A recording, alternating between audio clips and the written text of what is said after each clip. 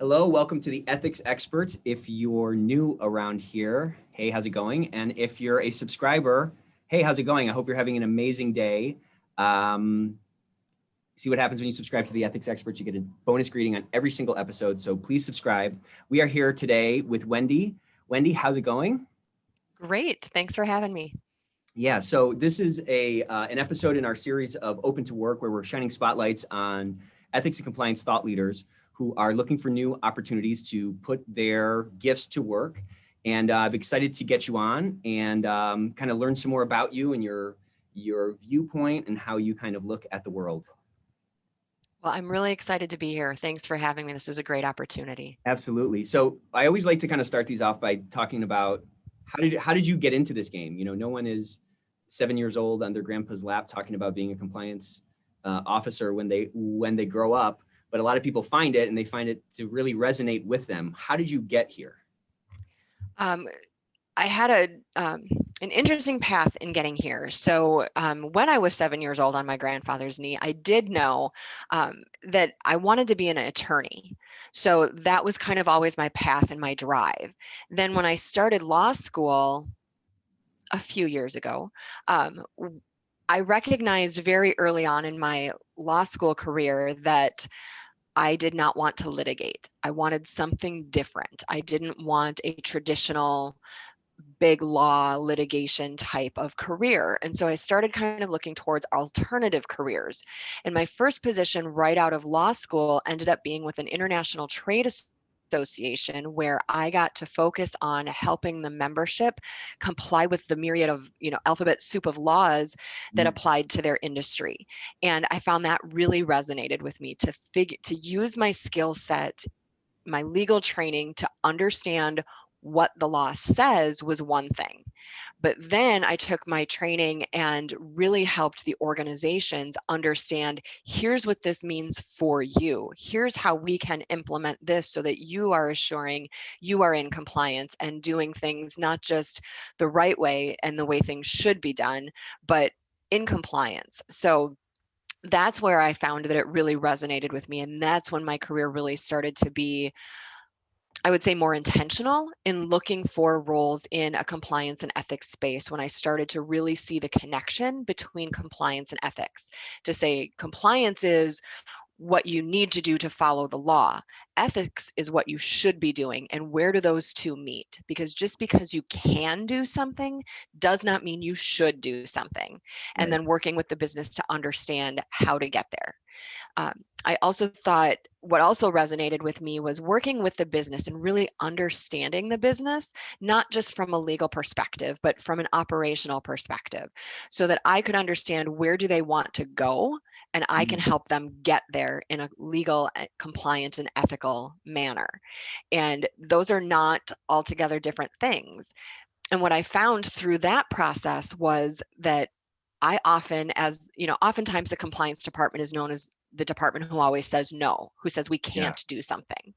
And the more I understood the business, the more I became the department of KNOW, no, rather than NO, Love that. because we would work to figure out, I know where you want to get to. How do we get there in a compliant and ethical fashion?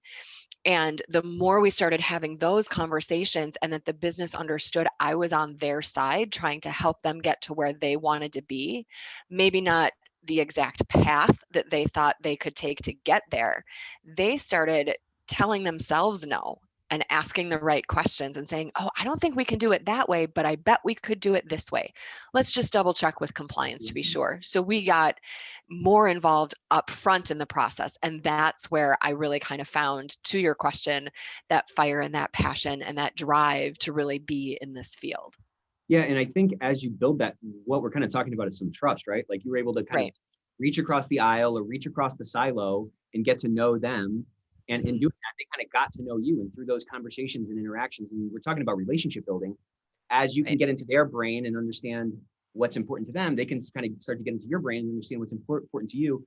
And you can hit that panacea tipping point that a lot of people think it's just a mirage off into the distance, where that self-regulation starts to happen. And that starts to get into human as a sensor. That's a fully actualized sort of ethical and compliant organization at work, right? Where everyone kind of knows what they need, and they're going to be self-correcting, and they're going to be raising their hands when something feels perhaps, unethical or outside of the compliance boundaries or whatever. I'd love to dive into that some more, because from my standpoint, or I guess from what I see, and it varies obviously, but our profession is pretty young, at least on some level. And what I see is that a lot of people end up getting caught into these kind of pigeonholes where they're not able to shed that moniker, that scarlet letter of being the office of no. Right. What, this might be kind of a hard, or it might be stupid question. If it is stupid, just act like it's smart. Okay, please. But like, what tipped you off to that? I mean, was it just common sense, or was it like, hey, listen, I need to sort of knock this down and understand this more to build this relation? Like, was it intentional? Was it kind of just natural? Like, that's just how you would kind of approach the problem. And once you saw that you, at some level, sort of captured lightning in a bottle, what did you do with it to continue to like accelerate that strategic role that your function could play in your company? So let me back up. There are no stupid questions. There are only stupid answers. Well, thank you. So So all now questions are the good. pressure's on you, okay? I know, right? Now it's really on, because and I don't want to say that there's a secret sauce to this, because there really isn't. I'm happy to share my recipe, if you will, for what happened. And I think it was kind of a combination of all of the things that you kind of mentioned. Part of it was my own curiosity in joining perhaps an industry that I wasn't familiar with. I had questions. I just had that natural curiosity that was, help me understand why you do it this way. Help me understand how we got to this point, and just my own kind of thirst for learning, and that kind of curiosity to understand. I think that was a piece of it. The fact that oftentimes folks' experiences with lawyers in particular, but also with compliance and ethics folks, they think they're the smartest folks in the room. And if you are the smartest person, right, they think they are. And if you are the smartest person in the room, you're in the wrong room. You should always be learning. And we don't know everything, and we shouldn't know everything.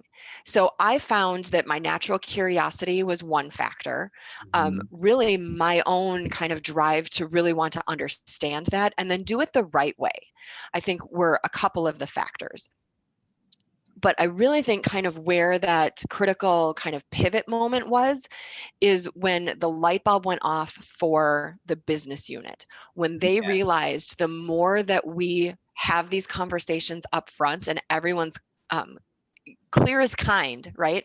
The more we understand up front what the goal is, and the more questions we get solved up front, the less rework we have to do because we've hit a roadblock or we've reached like we knew what our pivot indicators were in terms of we can't do it this way, we're running into trouble, that resulted in us having to take a bunch of steps backwards and redo a lot of that work to build it the correct way, the ethical way, the compliant way. And once that light bulb went off for the business unit to understand that was what we were doing, that made a huge difference. That's when they said, we don't need Wendy at the table, for example, but we need some representative from compliance at the table so that we've got all of these areas represented. And then that had bonus benefits as well, because then they started taking a more critical look and saying, well, if we need compliance at the table, who else do we need at the table?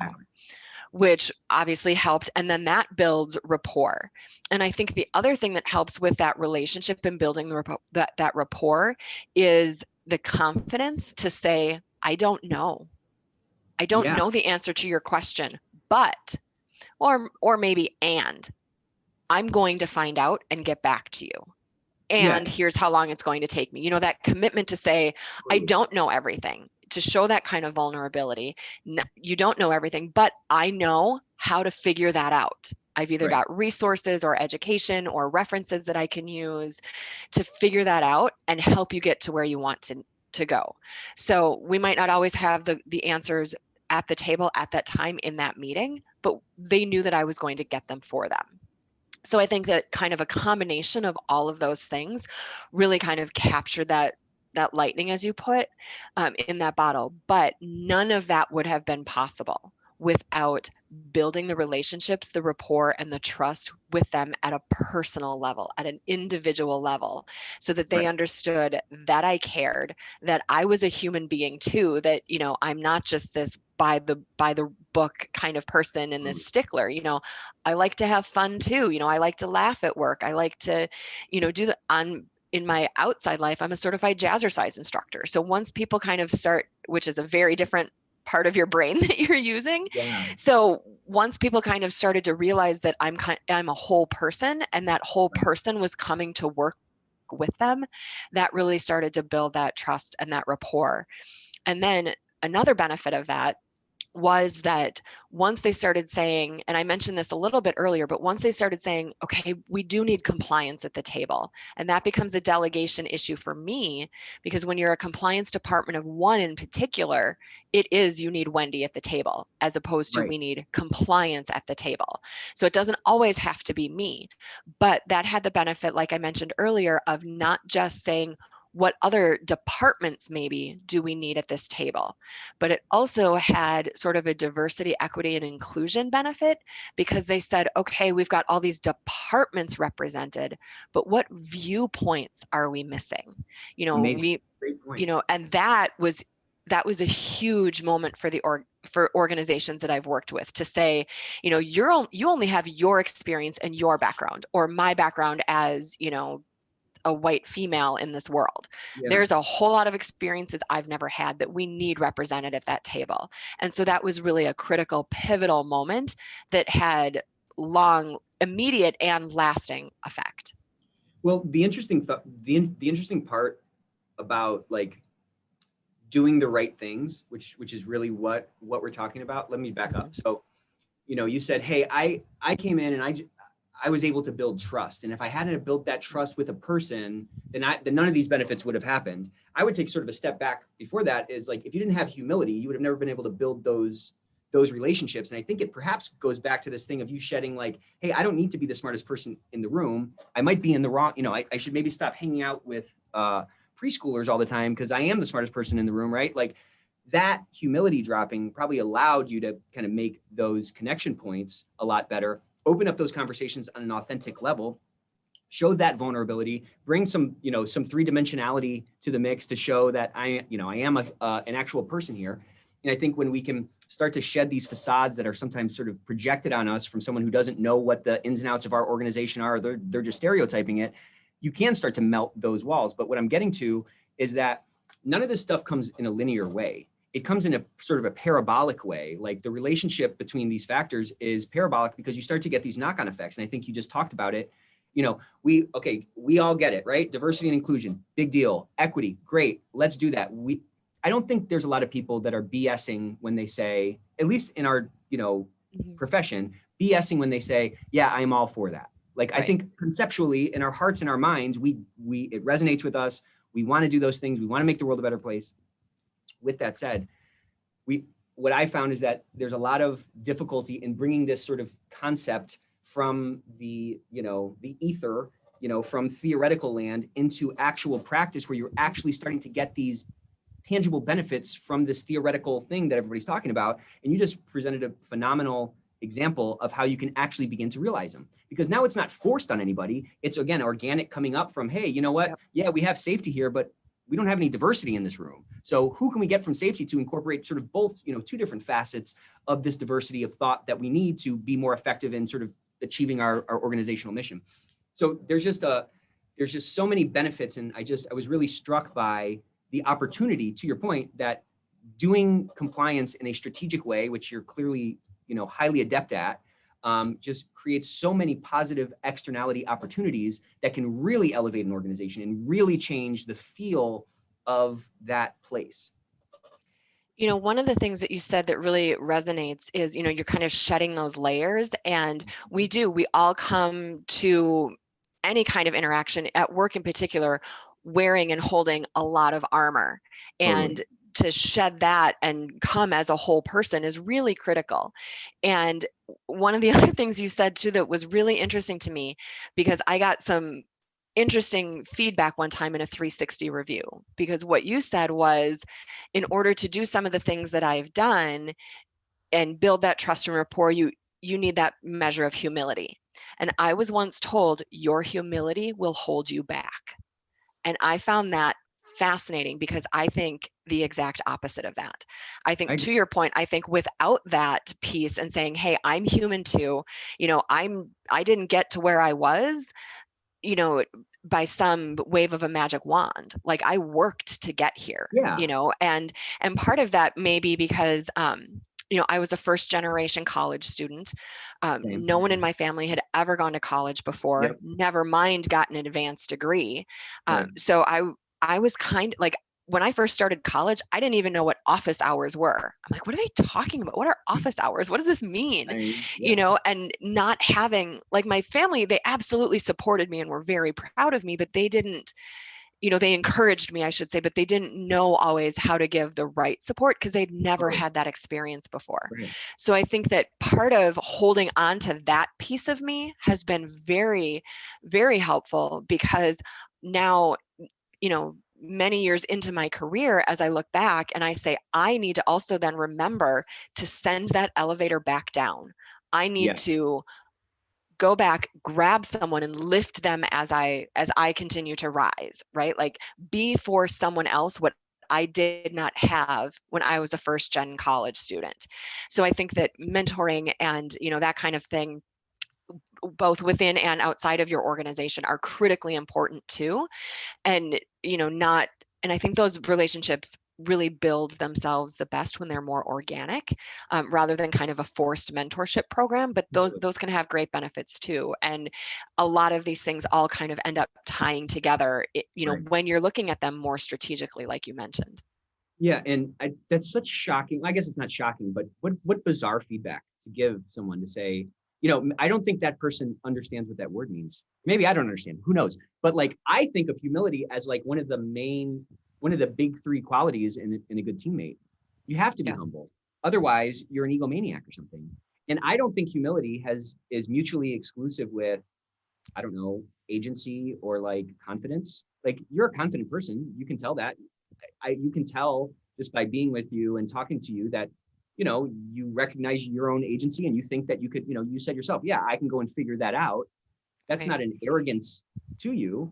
But yeah, I agree. And like, who are you But really? without that humility, it comes off as arrogance. 100%, 100% right. Good point. Yeah. That's a very, very important point, which again is an impediment to having that authentic connection. That is the breeding ground for the relationship that allows for us to know each other and see the world through each other's eyes and get that true collaboration and build a cohesive culture. Right. Um, Love that.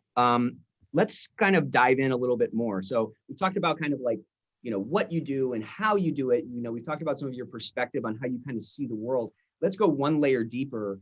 Like, you're clearly a passionate person.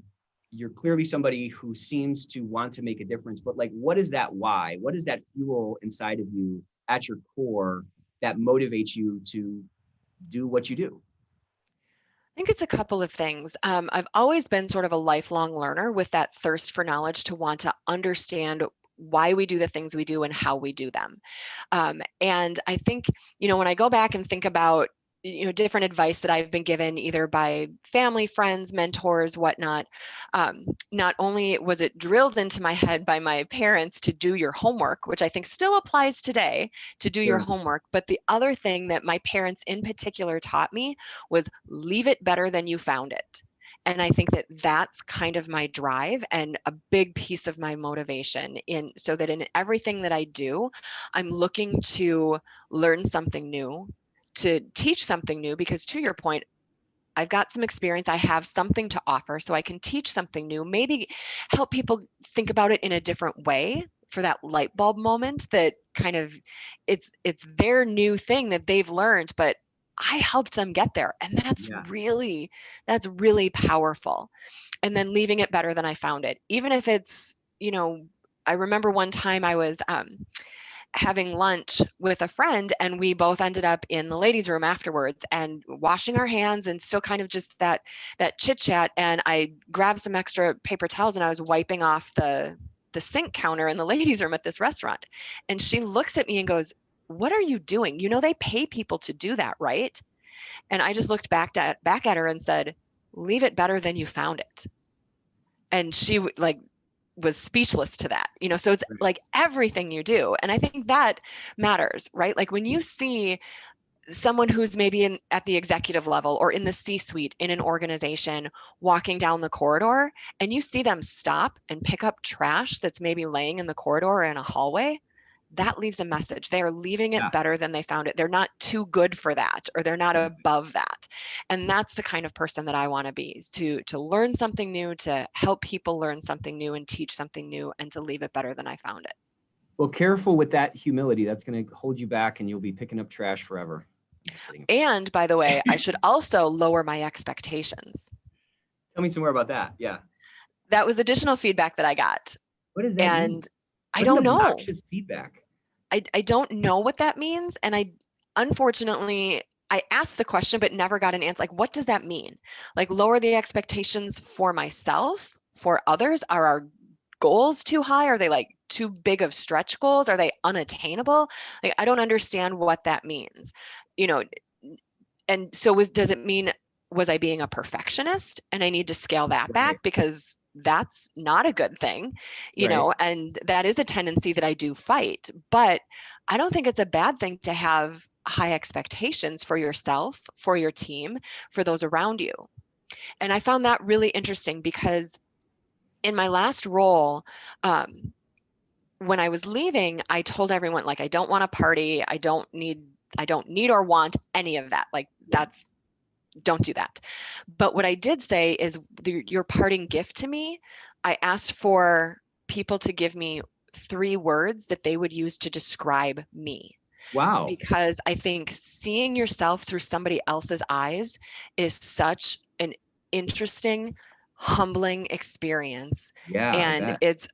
it also helps to bring a little bit more self-awareness. Like, I would have never thought that people would use some of these words to describe me. Yeah. I And bet that was to kind of a what was that like getting all those words? um What did that feel like? it was emotional, Yeah. it was uplifting and draining at the same time, and powerfully overwhelming. I had one person give me like 20 words, Wow. and just nearly brought me to tears.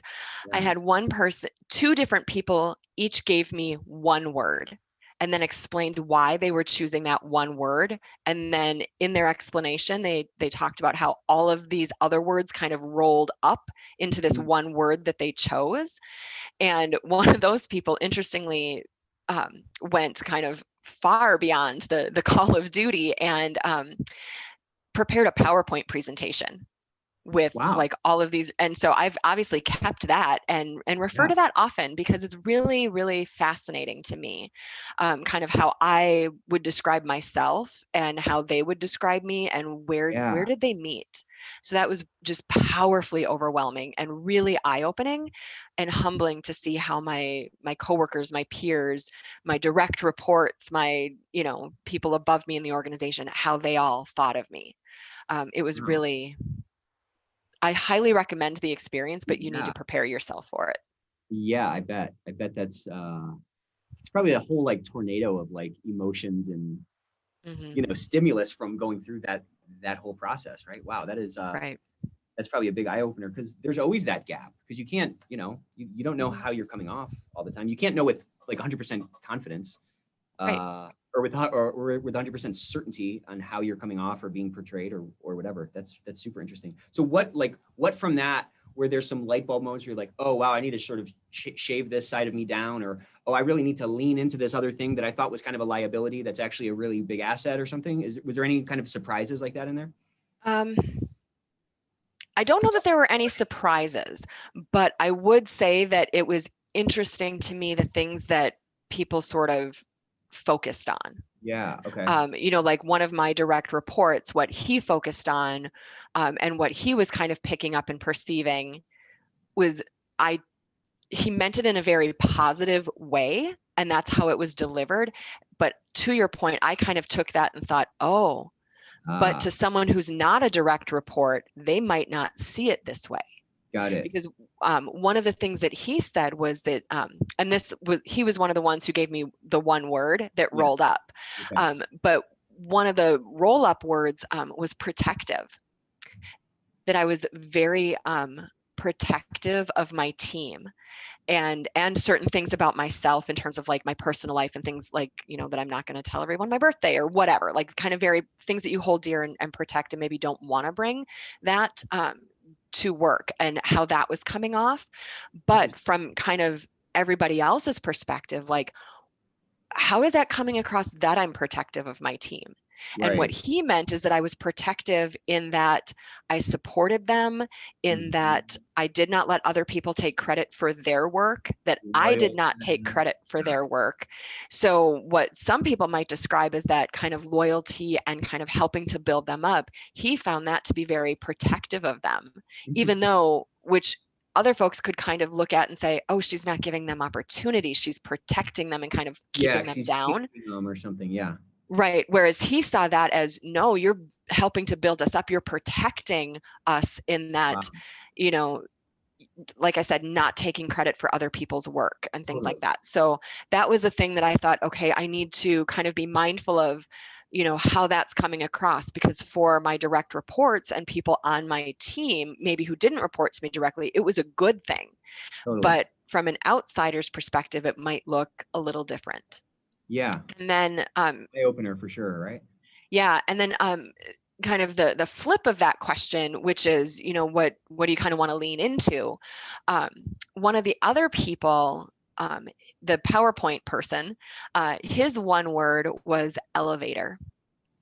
And I found that to be very overwhelming and also quite powerful and eye-opening, Yeah. because how he described this was how I elevated the work of others around me. Like, not just Yeah. pushing them to do better work and work with more integrity, but they wanted to do it. So that kind of to me says more from a leadership perspective. I wasn't pulling them along, I was pushing them up. Yeah. Um, and then so elevating the work of others around me, elevating the and enhancing the compliance and ethics programs, because when I started, they were very different from when I ended in that organization. Just Yeah. elevating the knowledge of the programs and that kind of stuff. So, and the just the quality and the integrity of it. So that word elevator really resonated across a number of different platforms. And so that to me was really very interesting, but kind of underpinning that was, like I said, all of these other words kind of lifting that up. And at the top of that one was the integrity piece as well. So that shone so clearly for him in my work was really fascinating to me. Yeah. And that I thought, that's what I need to lean into. Yeah, that's, and you also use the word of sending the elevator back down. So you can just tell that it's kind of, you know, it's part of who you are. It's part of your DNA at this point. And I wonder, I was a first generation college as well. And Mhm. I wonder what that has to do with it, like in that state, if your parents didn't even go to college and you are sort of pioneering and sort of, you know, you're the first one there, that in itself Right. is such a tangible elevation of your family story or something, right? So that just kind Mhm. of, for me at least, like it kind of becomes a part of who I am. And I want everyone to elevate. And look, we can all climb this thing and so forth. The fact that you've been able to retain that as a sort of defining characteristic, a defining pillar of your interaction style with the people that you surround yourself with, professionally and so forth, I think is phenomenal. And it's interesting that it's such a unique breath of fresh air, because I think it's something that everybody wants before they get I chewed hope up and so. spit out and jaded by this world that we're in. You know what I'm saying? Mhm. Well, I think there's probably an aspect of that to me too, but but I really fight against that. I really try to maintain that, and say, hey, if a girl from the east side of St. Paul, Minnesota can grow up and make something of herself with, you know, kind of a lot of the challenges that I had growing up and Mhm. being that first gen college student. Like I said, my parents absolutely encouraged and supported it, Yeah. in the ways that they knew how and that they could. Um, and I think I've never really forgotten that, Right. that And you always want, I think anyway, my parents anyways wanted their kids to do better than they did. Mhm. And that was kind of always their driving force, but to never forget where they came from. So it's almost like the roots and wings kind of thing, where that's what parents want to give their children: roots to keep you grounded and wings to fly. Oh, I've never heard that. And I love that. oh, really? Yeah, Yeah, yeah. that's one of my favorite kind of images or analogies Okay. that I try and remember, that my parents wanted me to grow and learn and fly as far and fast and high as I could, Yeah. but always keep those roots to keep me grounded and remember where I came from. And, and like I mentioned before, reaching back and knowing that, you know, there's people who don't have that kind of privilege to be able to do that, and how can we serve them and help them. I love that picture. It's really cool.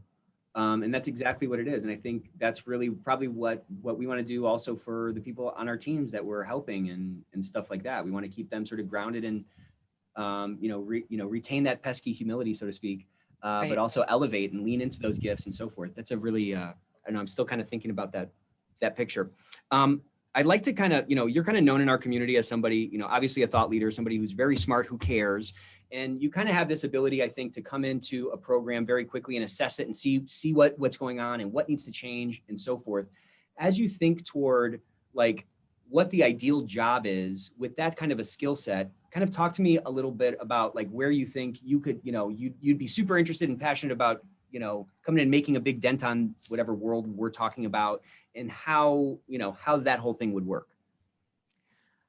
Um, so my sort of utopia, my ideal world, in terms of work, is an organization that either does not have a compliance and ethics program, or that has sort of a foundational program and is really ready to embrace and enhance it.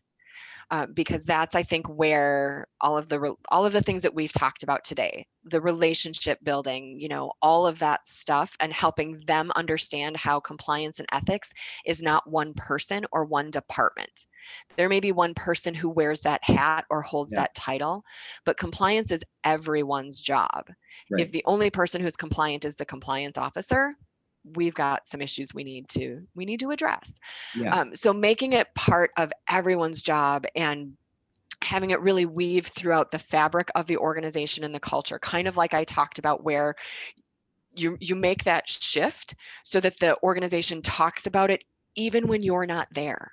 They know that it's a thing. And that's kind of my ideal world, where I can help an organization go from wherever they are to get to that point and help to build and enhance that program, because then you're leaving it better than you found it. Regardless of how long you stay, you get to really have that kind of you can see and feel what you've helped to build, and know that they're going to be better off because of some of the things that you were able to contribute. And it's not about a legacy. It's about making that organization better, because those are going to be lasting effects where people are going to remember that, whether Yeah. you're at the table or not. Tell me a little bit more about what you mean. It's not about a legacy. It's about this bigger thing. Well, I think a lot of times when folks get into positions where they're building or creating something, they want to leave that mark. They want people to know, I did that. That's Ego. Yeah. mine. I created that. That ego aspect of it. For me, I don't care if you don't remember my name. What I care about is that you maintain that continuous improvement of your ethics and compliance program, that you're constantly looking at it and doing this kind of virtuous cycle of, Mm. we created this thing, it didn't super work great, so we made it better, we enhanced it, and we keep looking to see how can we improve, whether Mm. that's in product development, whether it's in a new outreach to consumers or customers, in a business to business format.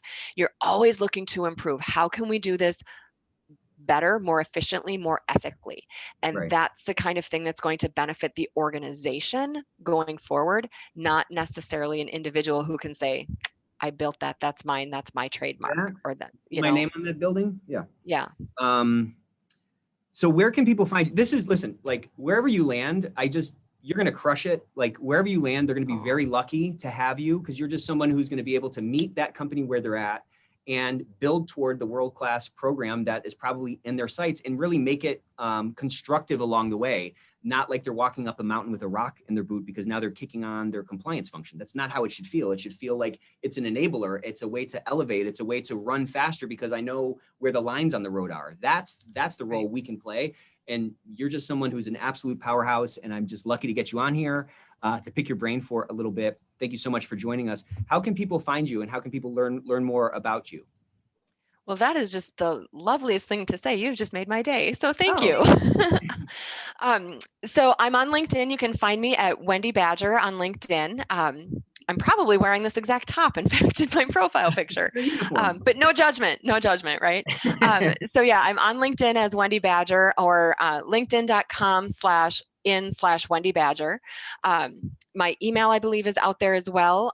You can reach me at badgerwj@gmail.com. Happy to help answer questions or connect people with other people or with resources, or just generally kind of talk shop in terms of ethics and compliance. Hopefully it's kind of come across that I kind of like this stuff a little bit.